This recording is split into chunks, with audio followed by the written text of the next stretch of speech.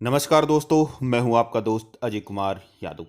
हमारे इतिहास में हमें बार बार पढ़ाया जाता है कि हम कौन से युद्धों के अंदर हारे, हम कौन से युद्धों के अंदर पराजित हुए।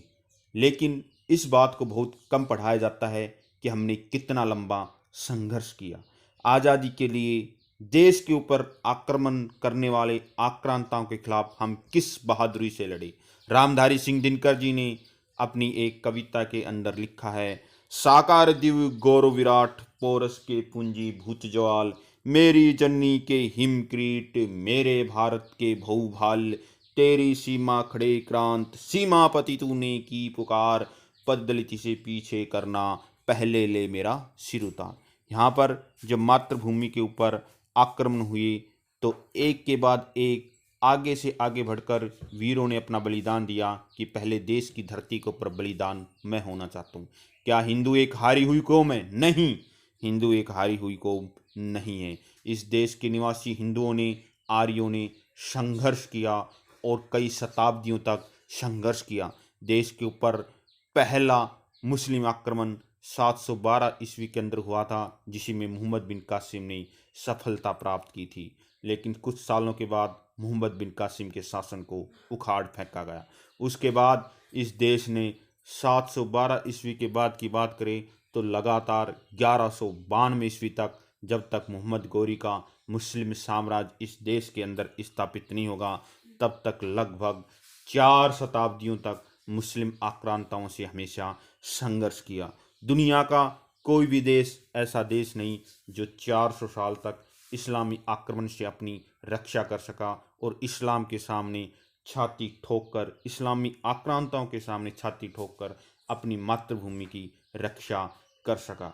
जब महमूद गजनी ने भारत के ऊपर आक्रमण किए और यहाँ से अपार धन संपदा लूट करके अपने देश गजनी लेगा, तब भी यहाँ के शासकों ने शौर्य और बलिदान के अंदर कोई कमी नहीं आने दी और महमूद गजनी के साथ व्यापक स्तर पर लड़ाइयाँ लड़ी और देश के लिए अपना बलिदान दिया।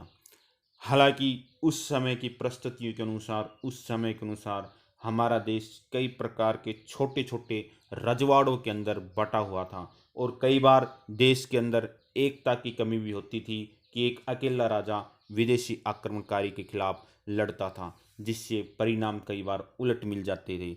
हार के दूसरे कारण इस प्रकार भी थे कि उस समय के राजपूत योद्धा धर्म और नीति के मार्ग पर चलने वाले थे। वो युद्ध जीतने के लिए अधर्म और छल कपट का सहारा नहीं लेते थे। महाभारत युद्ध के अंदर जो नियम बनाए गए थे उनका पालन उन्हें मध्यकालीन आक्रांताओं के साथ हुए युद्ध तक किया।